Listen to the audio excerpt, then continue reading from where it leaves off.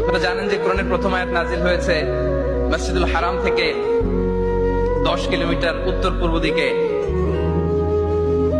জাবালে নূর আছে, একটা পাহাড় 634 মিটার উঁচুতে একটা কেইভ আছে, গারে হেরা। ওই হেরা গুহায় শুরু হলো কোরআনের এই নাজিল হওয়ার প্রক্রিয়া। এরপর রাসূল সাল্লাল্লাহু আলাইহি ওয়াসাল্লাম মক্কা থেকে মদিনায় গেলেন, সেখানেও নাজিল হতে লাগলো। এই কোরআন কখনো নাজিল হয়েছে ঘরের ভেতরে,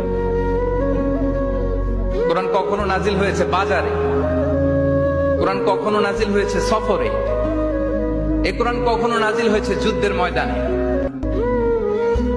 এই কোরআন কখনো নাজিল হয়েছে আল্লাহর আরশে। তার মানে রাসূল যেখানে, কোরআনও সেখানে। কতটা ইন্টারেক্টিভ কিতাব!